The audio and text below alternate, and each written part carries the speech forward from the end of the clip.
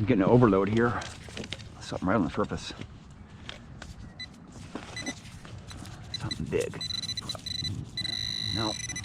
There's a couple targets here. Right there. It's a nickel. I kind of had a feeling it was a nickel. Kind of sound like a nickel. It's not a war nickel, is it? Oh my lord. 1966. Wow, that thing came clean. Look at that, man. 1966. Beautiful nickel, man. I think it's 1966. I can't see very good. There might be another target there. I don't think there's another target. It was just right on the surface. Nope.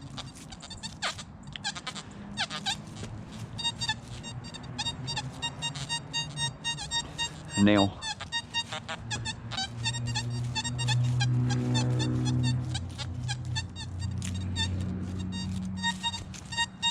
Something big there. It's a pipe.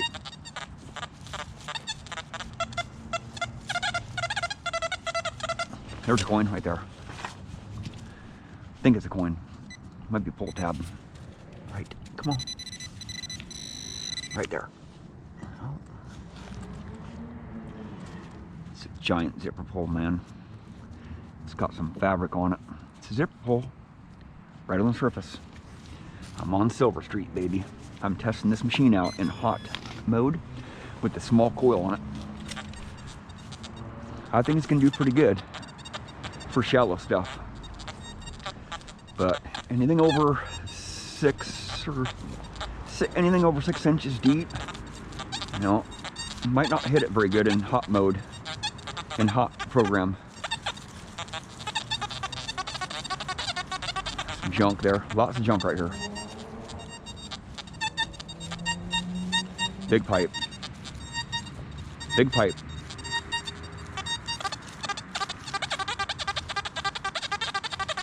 Here's some foil here.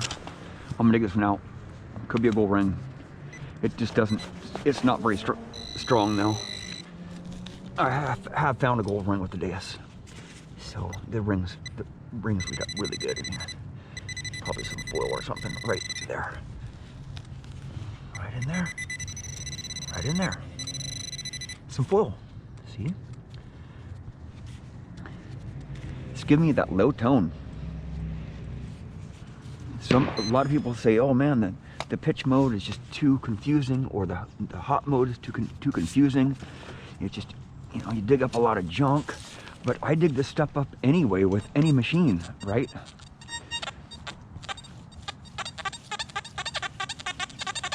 There's some more foil here. You got to learn that tone for the foil, right? The foil right on the surface right there. And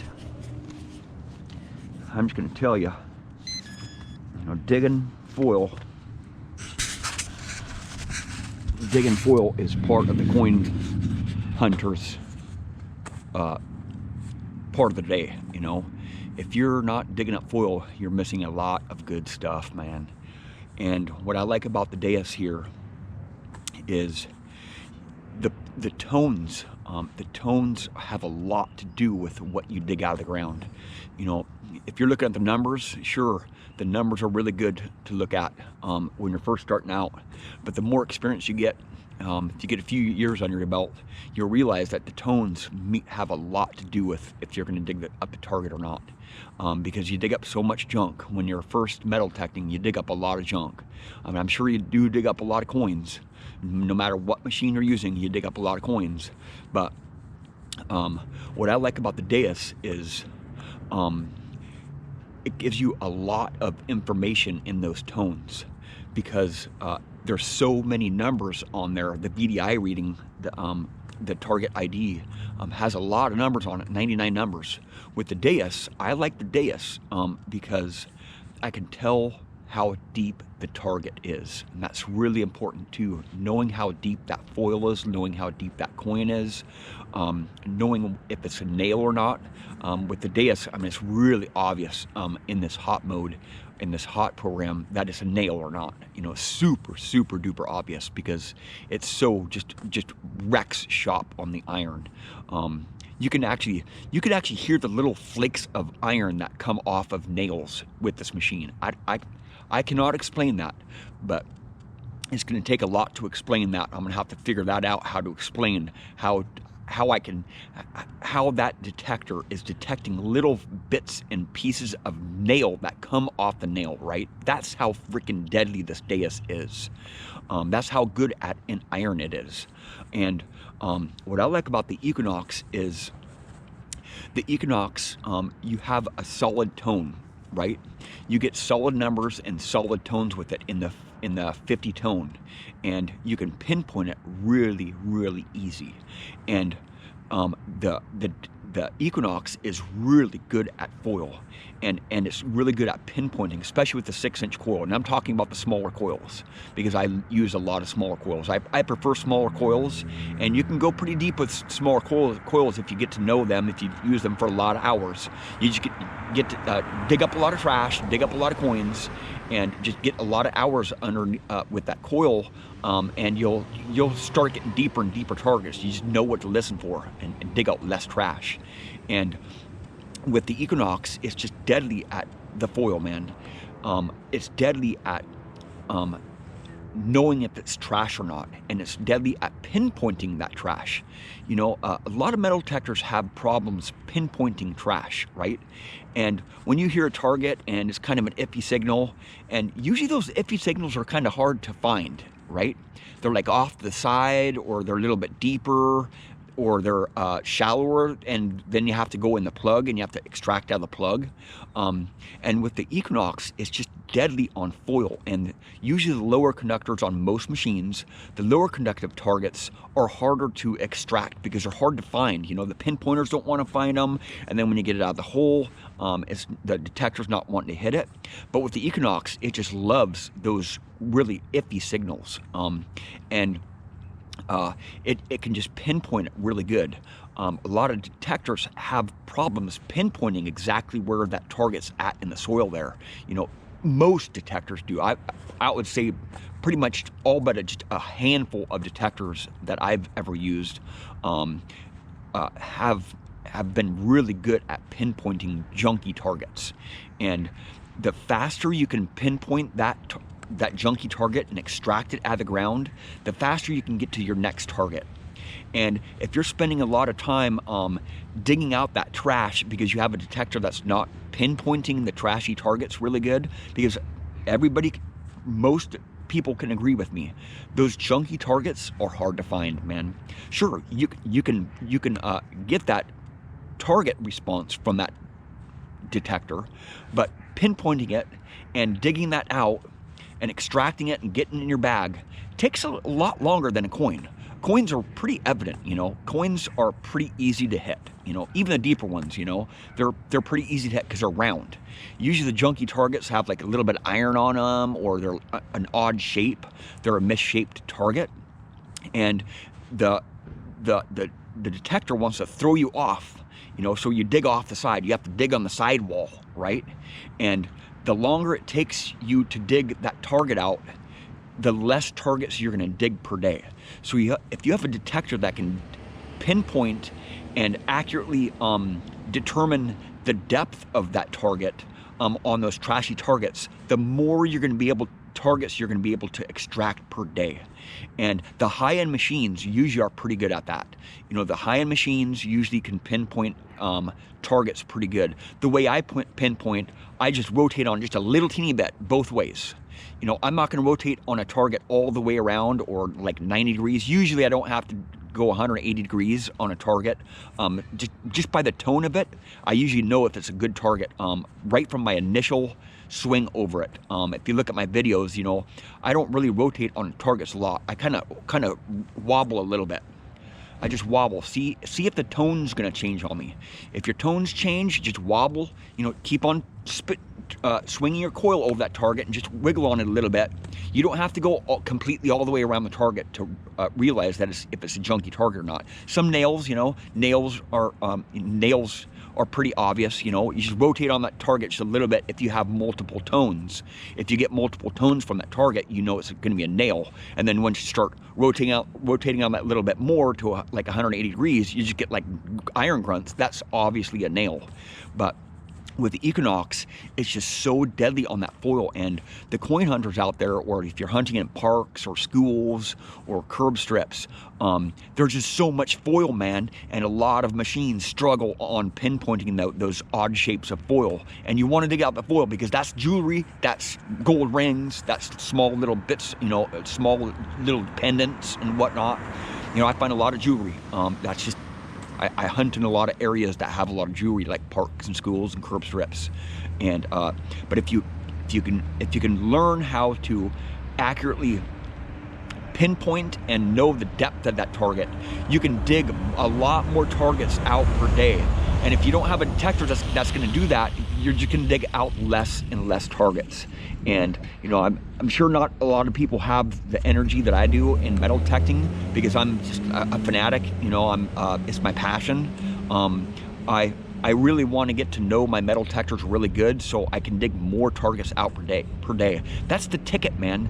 If you can dig out as many targets as you can, you have a really high chance of getting some epic stuff, man. Some really nice relics, some jewelry, some silver coins, some gold.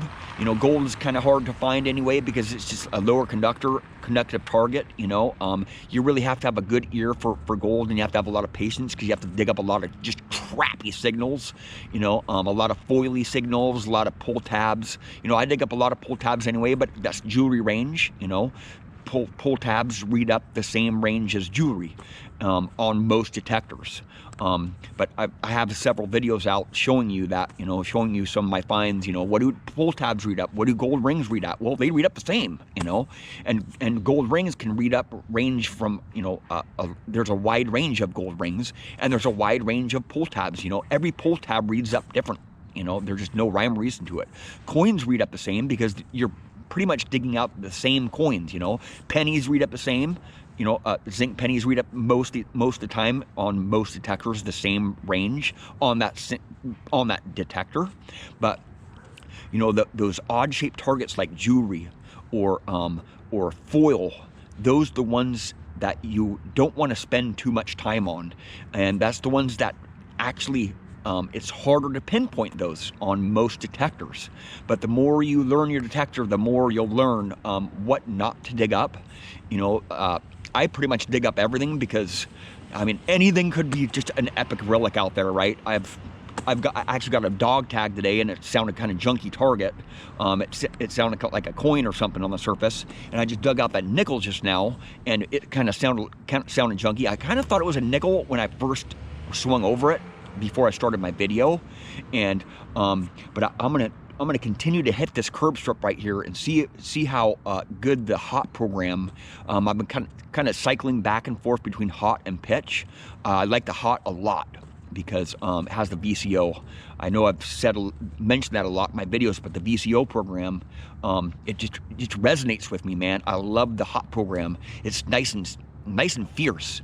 You know, the response, the iron, the separation, the iron response, the iron tones. It's just really intricate, and it's delicate. It's actually delicate, and it's bold. It's fierce. It's deep. You know, it's like a very complicated tone to explain, but it's telling you so much. This hot program tells you so much of what's in the ground, and that's something fun to me because I've never had a machine that I've been able to hear everything in the ground. I can hear like little flakes of salt in the ground with this machine. You know, that's how freaking sensitive this Deus is to just ground minerals, little flakes and bits and pieces of iron. And I want to hear that stuff, you know, especially when you get around a target. You want to hear everything around that target so you can decide if it's junk or not. You know, just swing around it, you know, rotate on it a little bit, lift your coil up, back up on it, you know, and then you can dig out less junk. Because if your detector is telling you that it's junk, don't dig it up. You know, it's your mind. You want to connect your mind and your detector to targets and the soil. You know, and if you can do that, if you can connect your mind and your detector with that ground and those targets, you will have a lot of success in metal detecting. You know, it took me quite a few years, and the machines that I was using in the past, you know, connected me. I had connections with every detector that I've ever used, even the ones that I didn't really like much. You know, it's the more you swing that machine, the more comfortable that you feel with that machine, even if you don't kind of like it at first. You know, some machines I've just completely rejected, like I swung an AT Pro around for like about 5 minutes, and I just could not stand the sound of that machine, man. I still cannot, to this day, I cannot stand the sound of an AT Pro, even if it's 100 feet away from me, right? Because the iron tones are just so obnoxious, man. And I'm sorry to say that. I mean, a lot of you guys may have an AT Pro and you guys like it a lot, but you know, that's just my preference. You know, some people don't like the Simplex because it's just so jumpy and it's so loud, the EMI, and it's just scratchy signals. But I'm fine with that. You know, if you can find a metal detector that's you're a good fit with, and you can connect with, and get the targets out, man, I'm so happy for you, man. Don't hate me because I hate a metal detector, or if I give it a bad review. That's just my opinion, you know. And I look at a lot of videos on YouTube that trash the Simplex, you know, or that show you some shortcomings of the Simplex. But I want to watch those because I want to know those shortcomings of that machine, so I can prepare myself if that comes and if I come to that situation where I have that shortcoming too. I say, oh man, I remember that video when that person said that about that machine, you know. Oh, they were right, man. I have no problem watching videos that you know, honest reviews. I want to see some honest reviews. I just don't want to see all the good stuff about a machine. I want to see the stuff that they have had problems with, you know. I want to see some videos that people are experiencing problems with the Deus, because I want to know that, you know, because I'm using the Deus right now. Soon there will be a machine that will rule all other metal detectors. It's coming out soon. I have a feeling it's coming soon, man. It's going to be a multi-frequency, probably a pulse induction machine, probably going to be $8,000, but I'm still going to get it. Most likely. I'll probably have to cash in all my coins that I've been saving up for the last 20 years. Well, thank you for watching. Please subscribe.